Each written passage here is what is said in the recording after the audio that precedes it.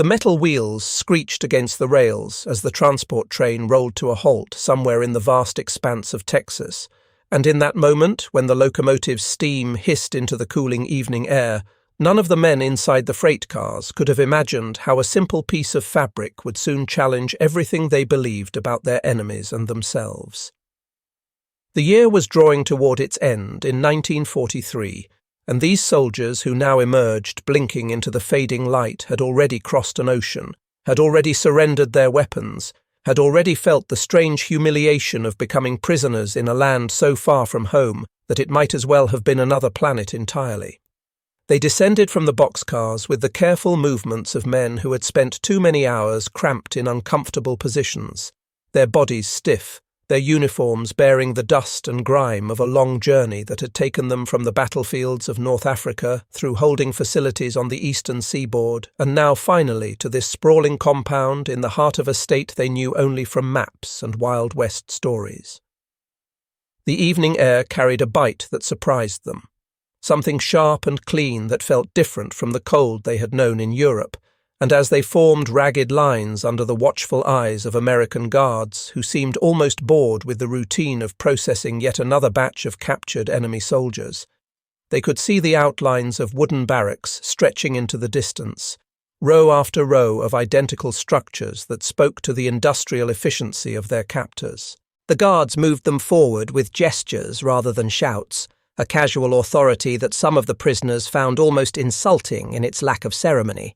and they shuffled along dirt paths that would soon turn to mud when winter rains came, passing watchtowers where bored sentries leaned against their rifles and watched the procession with the same mild interest one might give to cattle being herded into pens.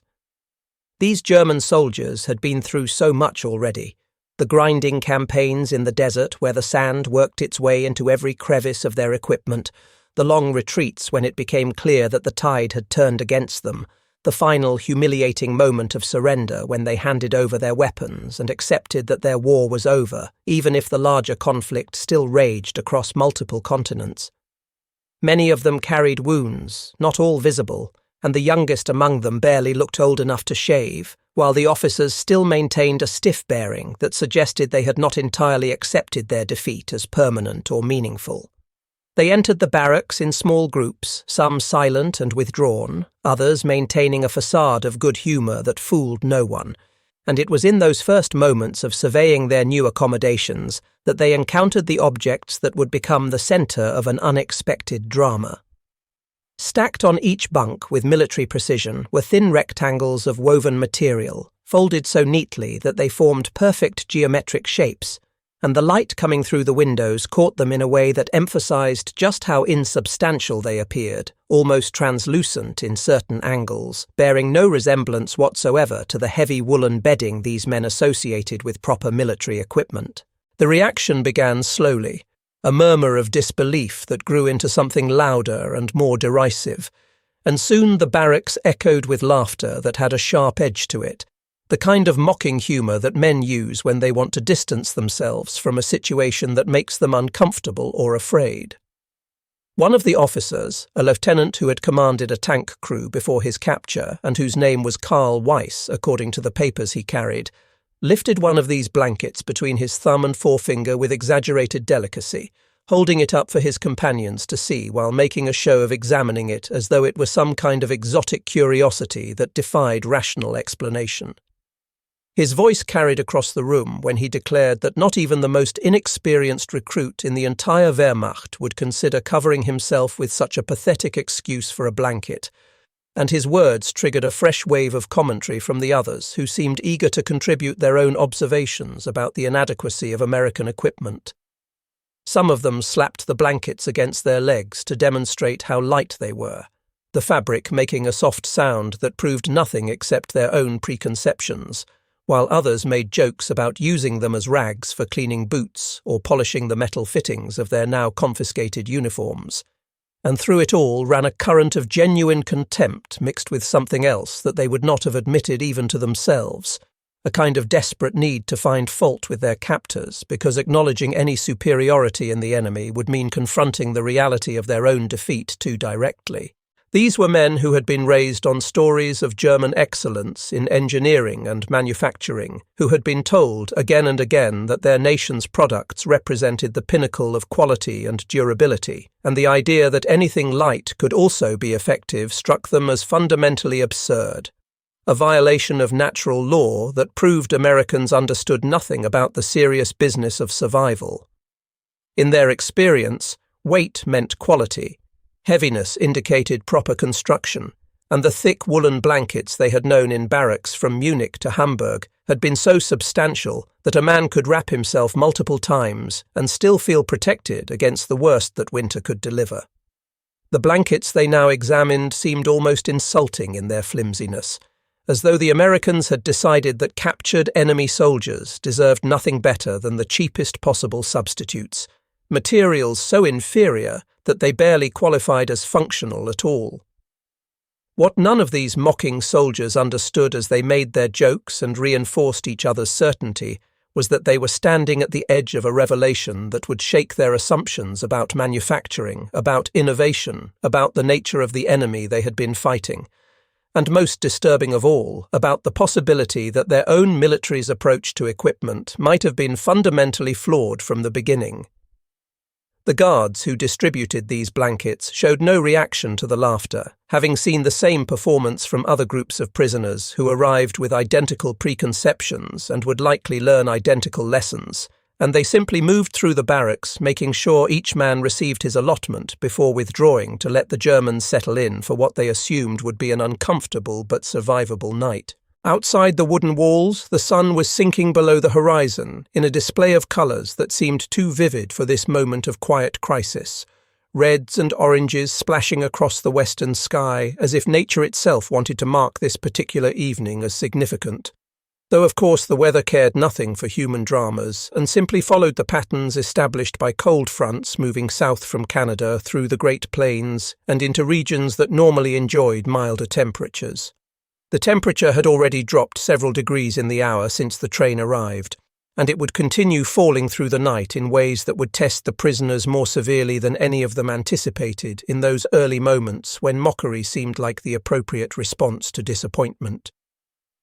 Inside the barracks, the men began organising their spaces with the efficiency of soldiers who had learned to adapt quickly to new circumstances, arranging their few possessions on the narrow bunks and claiming spots near windows or away from drafts according to personal preference and informal hierarchies that had developed during the weeks and months they had already spent in captivity together. The conversations continued, though with less energy, as fatigue from the long journey began to assert itself,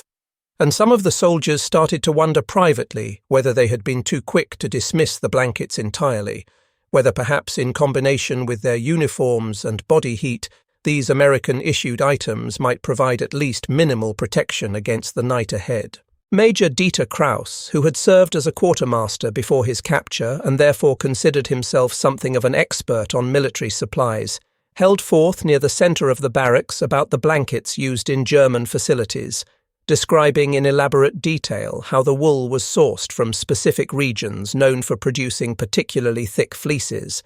how the weaving process created multiple layers that trapped air and provided insulation far superior to anything that could be achieved with lighter materials, and how a single German blanket weighed nearly 5 kilograms when dry, a heft that represented real substance and real protection.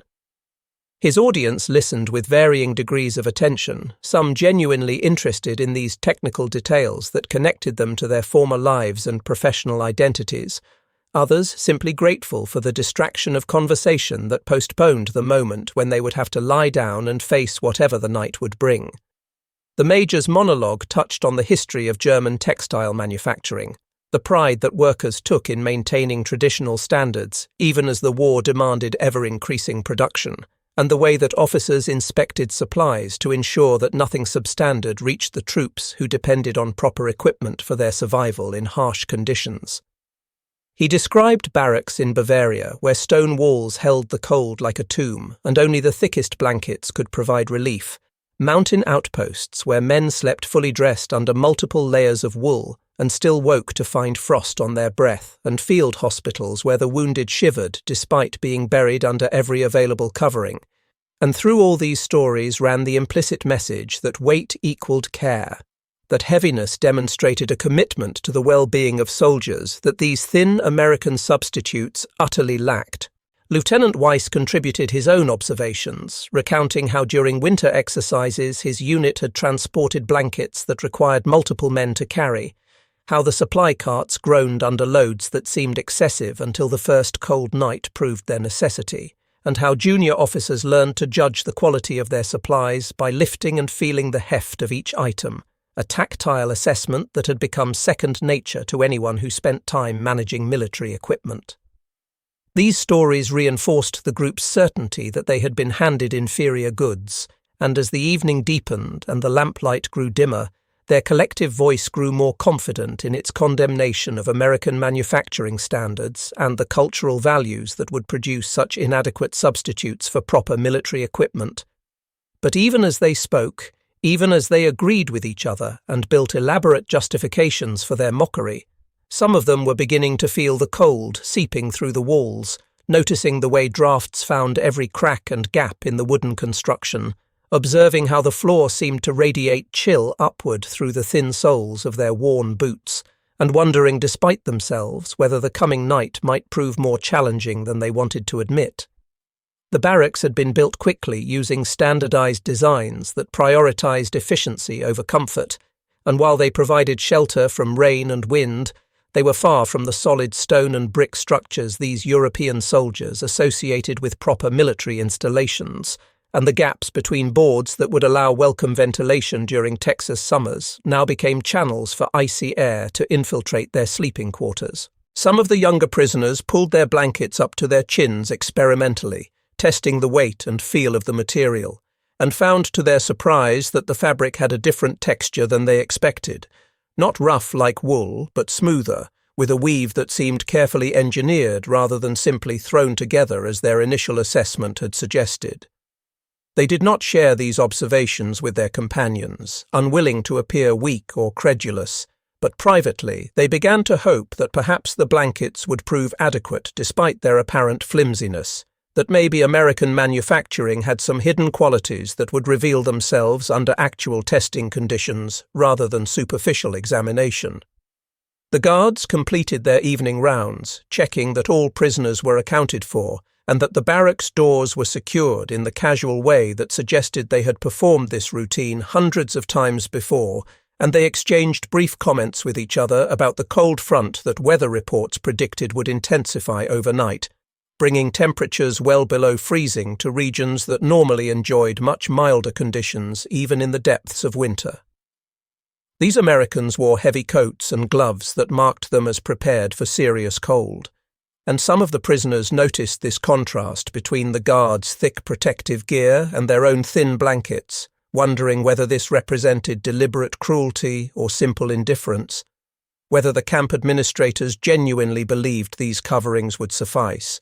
or whether they simply did not care if captured enemy soldiers suffered through an uncomfortable night. The truth, had they known it, was that the blankets represented neither cruelty nor indifference, but rather a different philosophy of manufacturing altogether. An approach that prioritized function over form, efficiency over tradition, and scientific testing over inherited assumptions about what proper equipment should look like or feel like when hefted in one's hands. The Americans had conducted extensive research into insulation properties, had tested various synthetic fibers and weaving patterns, had calculated optimal ratios between weight and warmth, and had arrived at specifications that might seem counterintuitive to anyone raised on European traditions, but that actually performed better under controlled conditions than the heavy wool these prisoners considered superior. None of this mattered to the men settling into their bunks as the last light faded from the windows and the barracks descended into near darkness, punctuated only by the dim glow of a few oil lamps that cast dancing shadows on the walls and ceiling. They arranged themselves in positions they hoped would maximize comfort, some curling tightly to conserve heat, others stretching out in vain attempts to relax muscles that had been tensed for too many hours, and all of them pulling those controversial blankets over their bodies with varying degrees of confidence in their protective qualities. The conversations died down gradually, replaced by the sounds of men shifting on wooden bunks that creaked with every movement, coughing occasionally as the cold air irritated throats already raw from weeks of inadequate rest and poor nutrition,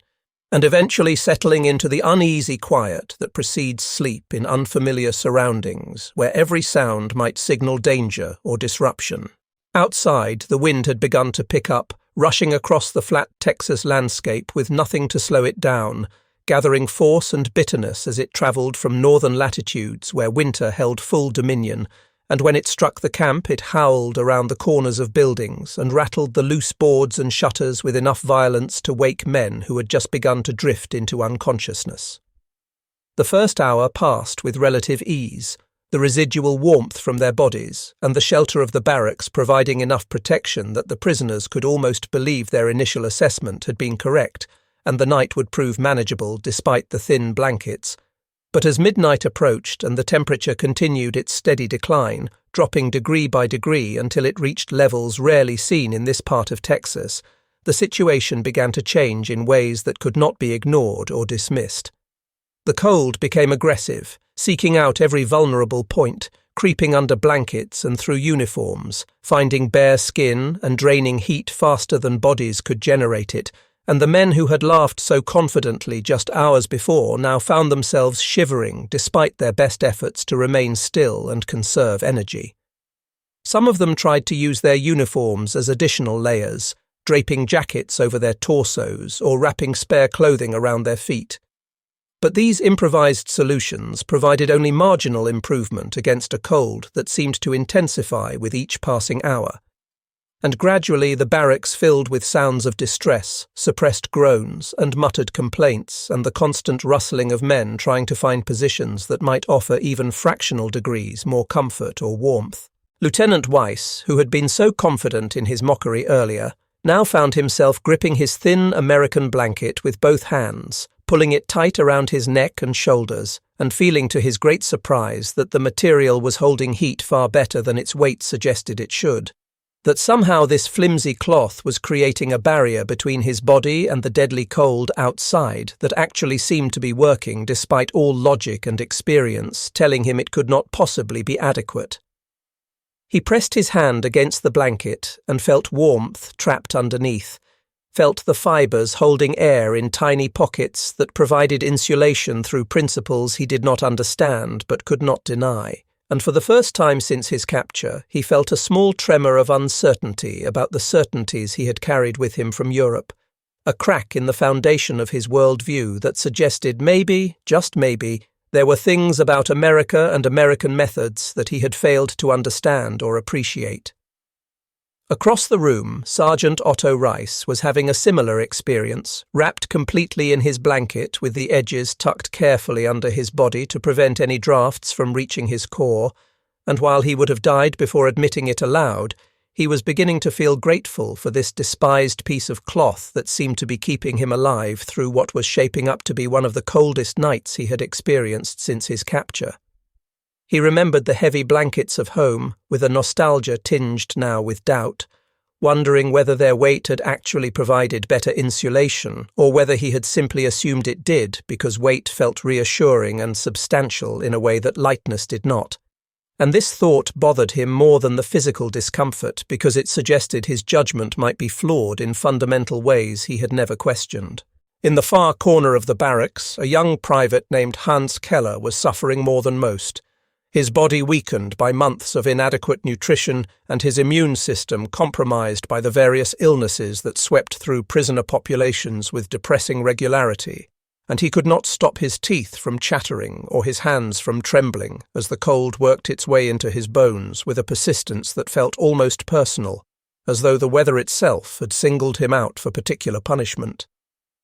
Two of his companions noticed his distress and moved closer, pressing their bodies against his in an instinctive act of solidarity that predated military training or national identity, just humans helping another human survive, and together they pulled their blankets over all three of them, creating a shared warmth that proved more effective than individual protection. And slowly, gradually, the young private's shaking subsided and his breathing steadied, and colour began to return to his lips that had been turning blue in the lamplight.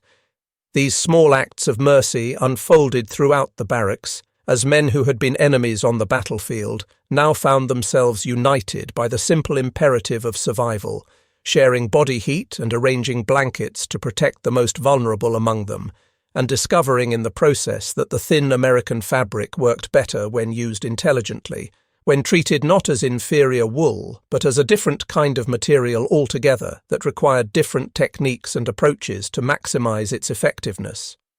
The night dragged on with terrible slowness, each hour feeling like 3, and men who normally slept through artillery bombardments found themselves lying awake and alert, monitoring their own body temperatures, adjusting their blankets constantly, and wondering whether dawn would ever come, or whether they had somehow become trapped in an eternal frozen darkness that would never end. Some of them prayed, reaching back to half-forgotten childhood rituals, whispering words in the darkness that they hoped might reach whatever divine forces governed the universe and persuade them to show mercy to these suffering soldiers who had already endured so much, while others simply endured with the stoic determination that military service breeds in men who learn that complaining changes nothing, and the only real option is to survive until conditions improve.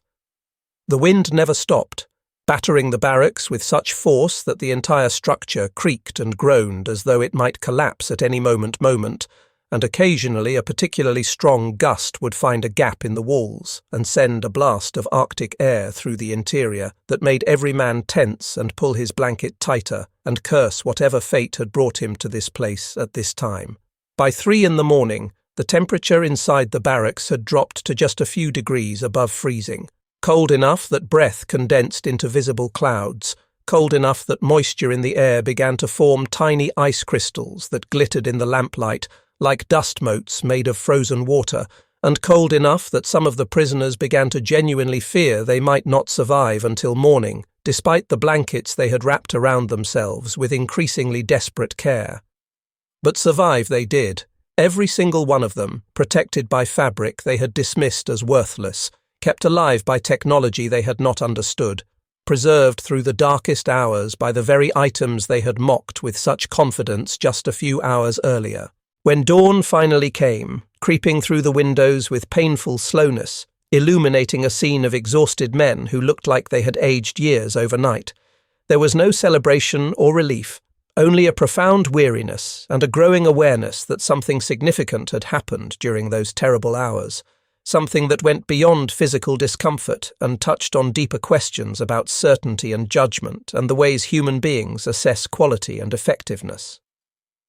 The temperature inside the barracks was still brutally cold, and outside the ground was covered with frost that crunched under the boots of guards making their morning rounds, proof written in crystallized water that the night just past had been severe enough to kill men who lacked proper protection. And yet here in this barracks full of enemy prisoners, not one person had died. Not one had suffered serious frostbite. Not one had collapsed from exposure, despite possessing nothing but thin blankets to shield them from conditions that should have been fatal.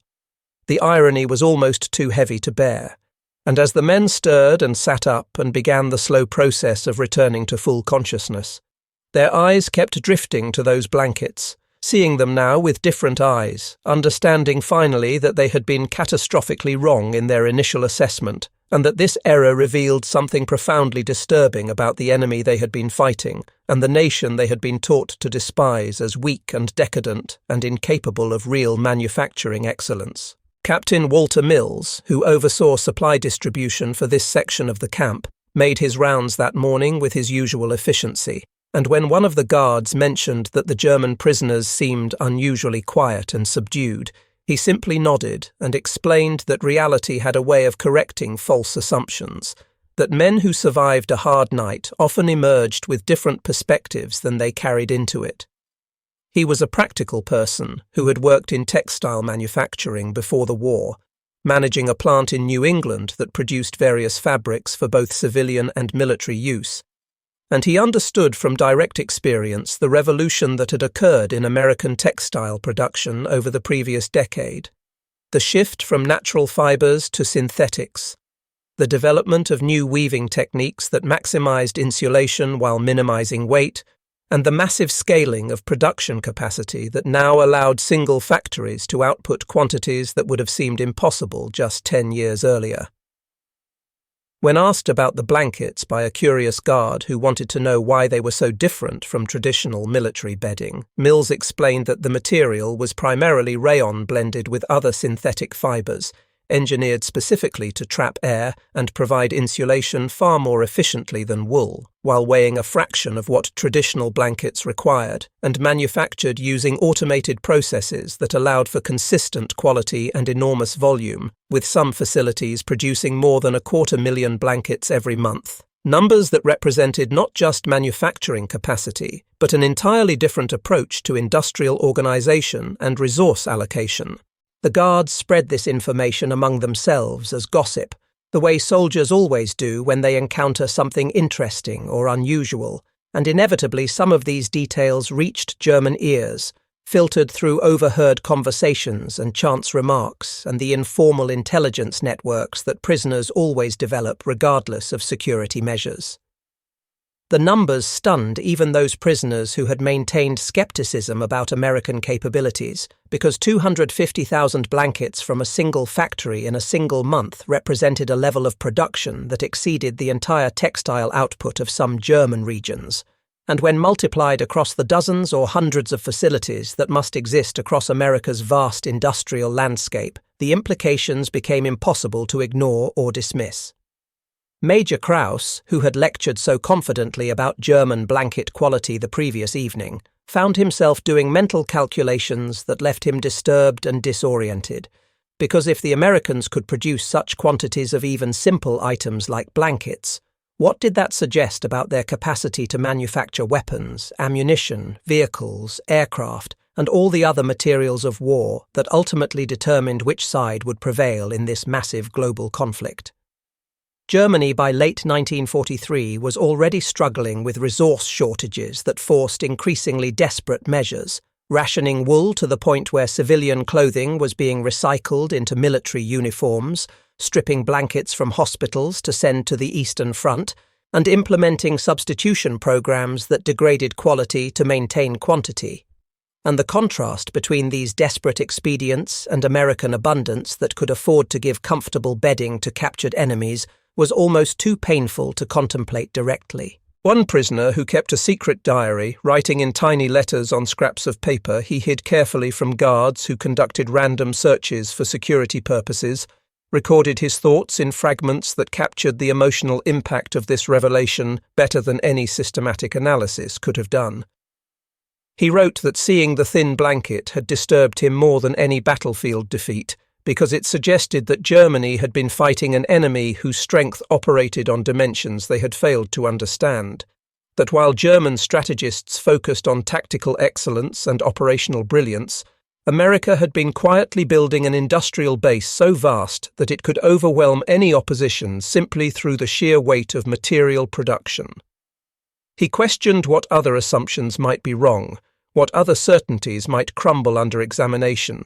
and whether the entire war had been premised on fatal miscalculations about relative capabilities that no amount of courage or tactical skill could overcome. These thoughts haunted him, and he knew they haunted his companions as well, though few would speak them aloud because doing so felt like betrayal, like admitting defeat not just in battle, but in some larger contest of civilizations and systems and fundamental approaches to organizing human society for productive purposes.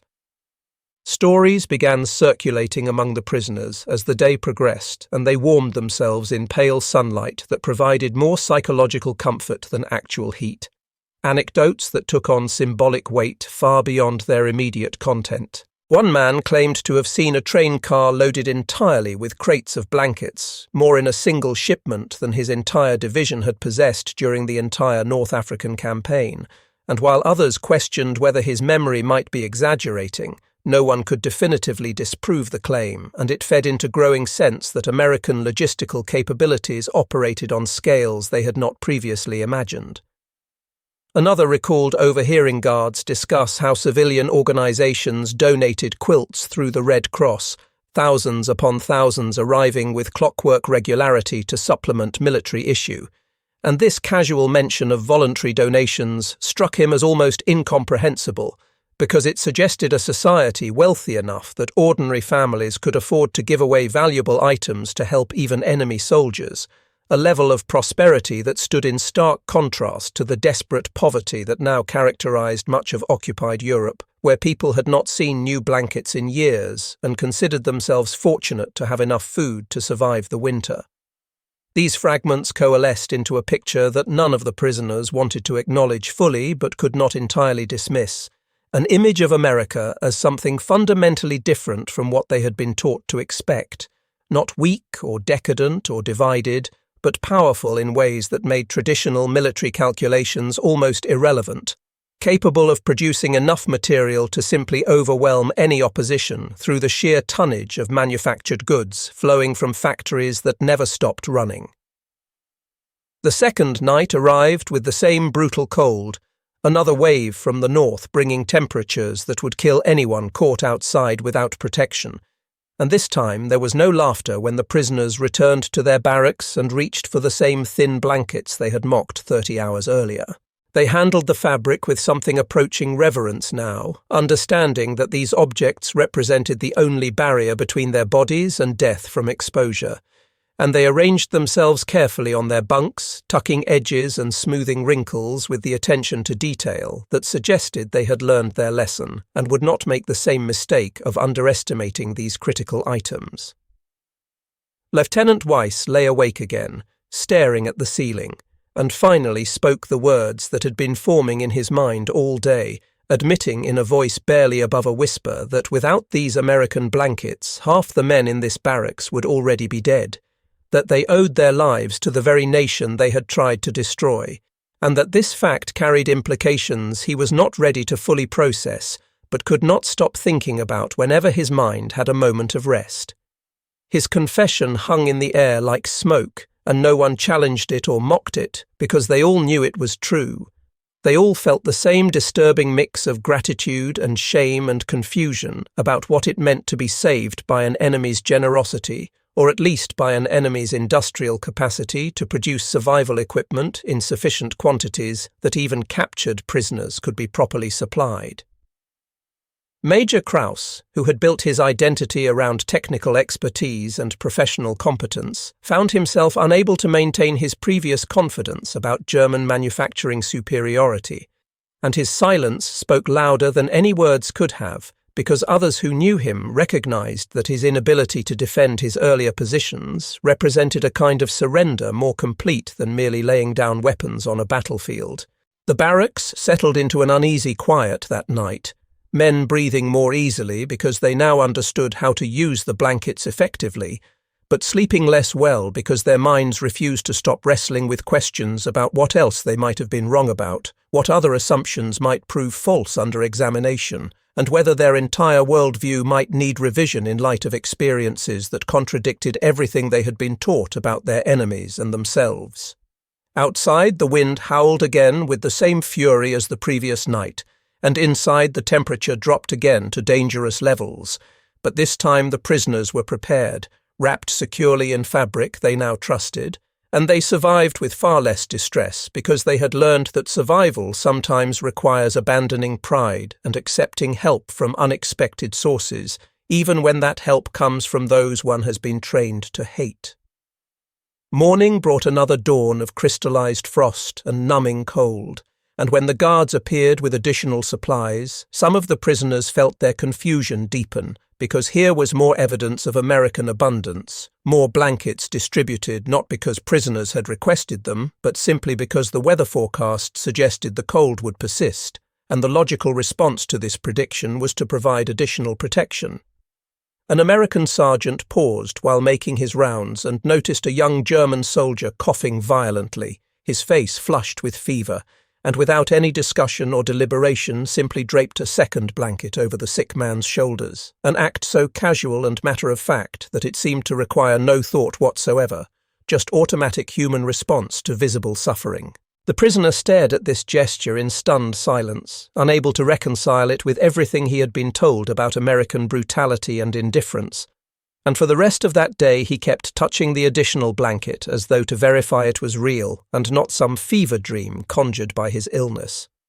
Later that afternoon, a wagon arrived at the camp carrying donated items from civilians in nearby towns, and among the supplies were quilts stitched by women's church groups, homemade items featuring floral patterns and patchwork designs that had clearly been created with care for families and loved ones, but were now being given freely to enemy soldiers because the war had created needs that transcended national boundaries, and human compassion refused to be limited by official designations of friend or foe.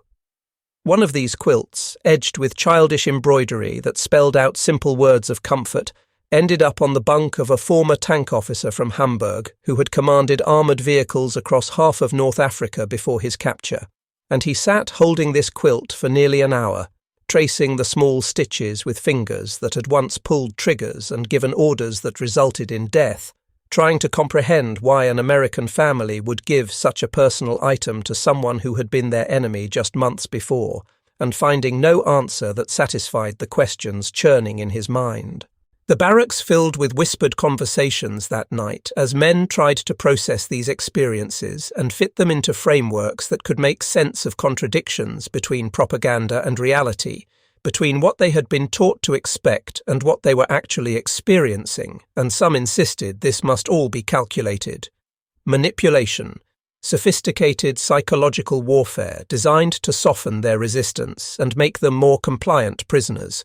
while others argued that no amount of strategic thinking could explain the simple human kindness they had witnessed from guards and civilians who had no obvious motive beyond basic decency towards suffering people, regardless of which flag they had once fought under. The debate never reached resolution because both interpretations contained elements of truth and neither could fully account for the complexity of human behavior under conditions where ideological certainty confronted practical reality, but the effect on prisoner morale was undeniable. A gradual erosion of the absolute certainty that had characterized their initial attitudes and a growing recognition that perhaps the world was more complicated than wartime propaganda suggested, that enemies could be humane and victors could be generous, and survival might sometimes depend on abandoning pride in favor of pragmatic acceptance of help from any source that offered it. Major Kraus finally broke his silence one evening and admitted to Lieutenant Weiss that he could not explain the Americans' behavior, that every assumption he had carried about their character and motivations had proven wrong, and that this revelation left him feeling unmoored and uncertain about judgments he had previously considered self-evident. His words captured something that many felt but few would express, a recognition that the thin blankets had become symbols of something much larger than themselves, representatives of American industrial power certainly, but also of an approach to warfare and civilization that Germans had been trained not to see or understand, a system that could be simultaneously ruthless in combat and humanitarian in treatment of defeated enemies, that could produce weapons in terrifying quantities while also ensuring that even prisoners received adequate supplies for basic survival. The winter progressed and the cold persisted, and the prisoners settled into routines that would carry them through the remainder of the war. Months that stretched ahead with no clear endpoint visible to men who had lost track of the larger strategic picture and knew only their immediate circumstances in this Texas camp. They worked at assigned tasks, learned basic English phrases from guards who varied widely in their attitudes, some friendly and willing to talk, others distant and professional, a few actively hostile, though none cruel in ways that left lasting damage. And through all of it they slept each night under those controversial blankets that had stopped being objects of mockery and had become instead touchstones that reminded them of the moment when their certainties crumbled and reality asserted itself against ideology. Some folded their blankets each morning with ritualistic care, treating them as valuable possessions to be maintained in good condition, while others simply left them piled on bunks during the day. But all understood at some level that these items had saved their lives and represented something important about the nature of their captivity and the character of their captors. Though exactly what that something meant remained subject to endless debate and interpretation, depending on mood and circumstances and which aspects of the experience one chose to emphasize or ignore. When Germany finally surrendered in the spring of 1945, bringing the European War to its official conclusion, the process of repatriation began slowly, complicated by the massive logistical challenges of moving millions of displaced persons across a continent shattered by years of fighting, and prisoners in camps across America waited their turns with mixed emotions, eager to return home but fearful of what they might find there given reports of devastation and occupation zones controlled by various Allied powers. As they prepared for departure, packing the few personal items they had accumulated during their captivity, many discovered they had developed attachments to objects they once would have considered worthless, and among these were the blankets that had protected them through multiple winters in a foreign land. The camp authorities had no particular rules about what prisoners could take with them, focusing mainly on preventing weapons or intelligence materials from travelling back to Europe. And so many men simply folded their American-issued blankets into their small bundles of possessions and carried them aboard the transport ships that would reverse the journey they had made years earlier when they arrived as captured enemies expecting harsh treatment and discovering instead something more complex and contradictory than propaganda had prepared them for. The voyage back across the Atlantic gave them time to reflect, and in conversations on crowded decks where men who had shared captivity now faced the prospect of separation and return to civilian lives in a defeated nation, the blankets came up repeatedly as symbols that crystallized their entire experience. One veteran who had started the war with absolute confidence in Germany's superiority and destiny admitted that carrying the thin American blanket home felt like transporting evidence of his own past blindness, proof that he had misunderstood fundamental aspects of the conflict and misjudged the enemy in ways that should have been obvious but were obscured by ideology and wishful thinking. Another man, younger and less articulated, simply said that the blanket represented survival, and he would keep it for that reason alone, a tangible reminder of the worst night of his captivity and the unexpected discovery that enemies could provide the means of life as easily as they could deliver death. Hans Keller, who had nearly frozen that first terrible night and been saved by the warmth of companions and the unexpected effectiveness of American fabric, wrapped his blanket carefully with the quilt that had been donated by some unknown Texas family, and when questioned about why he bothered to carry these bulky items when space was limited, he replied that they were more important than anything else he owned because they represented the only reason he was still alive to make the journey home. They arrived in Bremen and Hamburg and other ports to find cities transformed by bombing into landscapes of rubble and destruction, and the contrast between American abundance and German devastation hit them with visceral force as they walked through streets where buildings had been reduced to facades and civilians dressed in patched clothing that made even their worn prisoner uniforms look relatively well maintained. Keller found his way home to a family that had assumed he was dead, his mother weeping when she opened the door and saw him standing there thinner and older than she remembered but unmistakably alive. And when he showed her the blanket and quilt he had carried across the ocean, she stared in incomprehension and asked how he had obtained such items from the enemy. He told her the story as best he could, describing the mockery and the cold and the revelation that followed,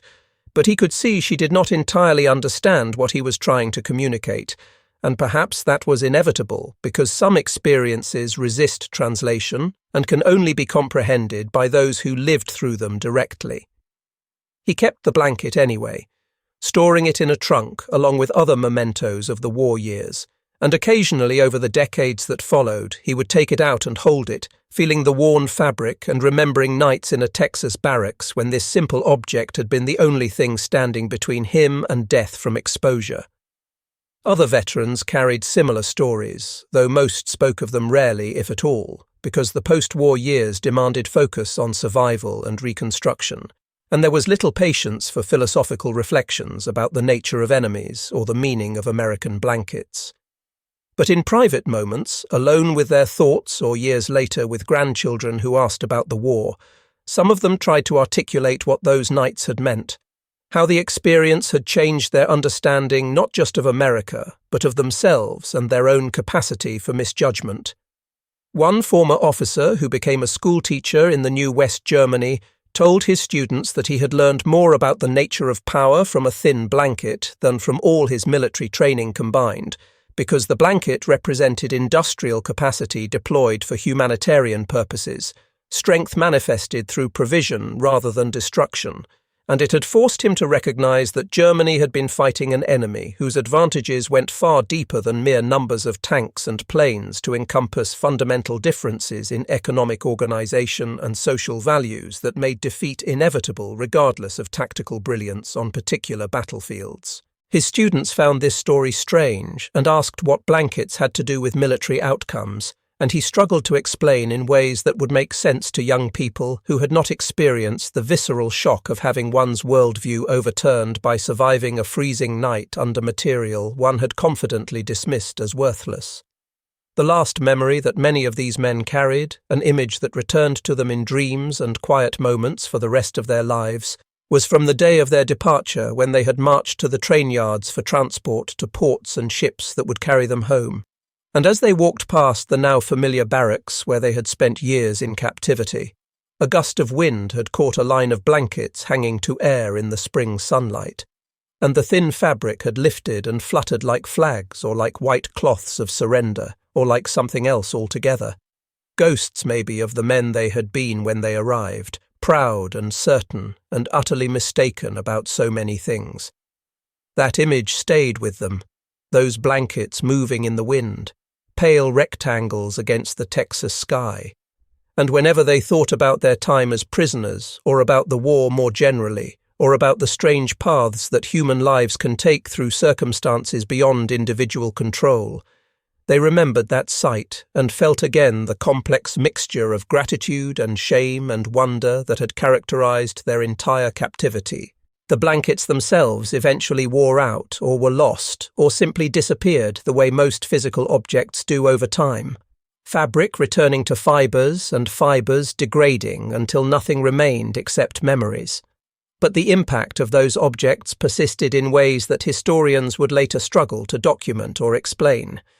Because how do you measure the psychological effect of a blanket on men whose certainties about their enemies and themselves had been so thoroughly challenged by the simple experience of surviving under cloth they had been taught to despise? Decades after the war ended, when most of the principals had died and the generation that lived through those events was fading, researchers began collecting oral histories and discovered these stories emerging again and again. Veterans describing nights in American prisoner camps and focusing not on guard towers or barbed wire, but on thin blankets that somehow kept them alive through conditions that should have been lethal. One interviewer, skeptical about the significance of such a mundane detail, asked an elderly former prisoner why he remembered the blankets so vividly, when surely other aspects of captivity must have been more dramatic or traumatic. And the old man paused for a long time before answering that the blankets had represented something he still could not fully articulate, a kind of revelation about the nature of power and civilization, and the ways that assumptions can blind people to realities that contradict what they want or need to believe about the world. The interviewer pressed for clarification, and the veteran tried again, explaining that German military doctrine had emphasized weight and durability as indicators of quality, that officers learned to judge equipment by its heft, and that this entire philosophy had been proven wrong by American engineers who understood that effectiveness mattered more than traditional markers of substance. And this realization had implications that went far beyond blankets to touch on questions about how societies organize production and allocate resources and think about the relationship between innovation and tradition. The story of those blankets in that Texas camp became in some ways a microcosm of the larger war, a small drama that revealed truths about industrial capacity and cultural values and human nature that no amount of strategic analysis could capture as effectively, and it remained embedded in the memories of survivors long after they forgot other details of their captivity, because it had forced them to confront the gap between what they believed and what was actually true. In the final analysis, after all the philosophical reflection and historical perspective, the core fact remained simple and undeniable. Thin American blankets scorned as worthless had preserved the lives of German prisoners through nights cold enough to kill, had revealed American manufacturing capabilities that exceeded anything the prisoners had imagined, and had demonstrated that enemies could show humanity even toward those they had defeated. And these three realizations, working together, had shaken the certainties of men who had been trained to believe in German superiority and American weakness. The blankets themselves were nothing special. Mass-produced items churned out by factories alongside millions of identical copies. But the moment they entered was charged with meaning because it came at a point when ideology confronted reality, and reality won decisively, forcing men to choose between maintaining comforting illusions and accepting truths that required them to revise everything they thought they knew about themselves and the conflict that had consumed years of their lives and killed millions before finally reaching its conclusion in unconditional surrender and occupation of their homeland. Perhaps that is why these stories matter to those few historians who take the time to collect them and preserve them for generations that never experienced the war directly, because they demonstrate something important about how human understanding actually changes, not through grand arguments or theoretical proofs, but through small concrete experiences that challenge assumptions in ways that cannot be rationalized away or dismissed. The moment when a German prisoner pulled an American blanket tight during a freezing Texas night and felt warmth that his experience told him should not be possible, that moment of cognitive dissonance between expectation and reality, that was when ideology began to crack and actual learning became possible. And it happened not in lecture halls or through propaganda, but through direct physical contact with an object that embodied principles of manufacturing and social organization that stood in stark contradiction to everything Nazi doctrine had taught about American decadence and weakness. The prisoners who survived those nights carried those lessons home with them, sometimes explicitly conscious of what they had learned, and sometimes only vaguely aware that their understanding had shifted. But either way, they became living repositories of a truth that authoritarian systems always try to suppress, which is that reality eventually asserts itself regardless of how much ideology tries to deny it, and that human beings have a remarkable capacity to revise their beliefs when circumstances force them to confront evidence that contradicts their preconceptions. In the end, history remembers the great battles and famous leaders and major turning points, but it is often these smaller moments that reveal the most about the actual experience of living through transformative events, the nights when men shivered under thin blankets and learned that enemies could be more complex than propaganda allowed, the mornings when they woke alive and had to adjust their understanding of the world to account for unexpected mercy, or at least unexpected competence, and the long years afterward when they carried physical objects and psychological scars that reminded them that certainty is often just another word for ignorance, and that wisdom sometimes comes from admitting how wrong one had been about fundamental questions of value and worth and human nature. The blankets are gone now, those specific pieces of fabric that kept those specific men alive through specific winter nights in 1943 and 1944, returned to dust like everything material eventually must, but the memory persists in documents and recordings and the diminishing number of people who heard these stories firsthand from those who lived them. And perhaps that is enough. Perhaps the preservation of such memories serves a purpose even in an age that never knew that war directly, because the lessons embedded in that experience remain relevant as long as human beings struggle to understand enemies and to distinguish between propaganda and reality, and to recognize that strength sometimes wears unexpected faces and arrives in forms that contradict everything. Tradition says strength should look like or feel like when held in one's hands.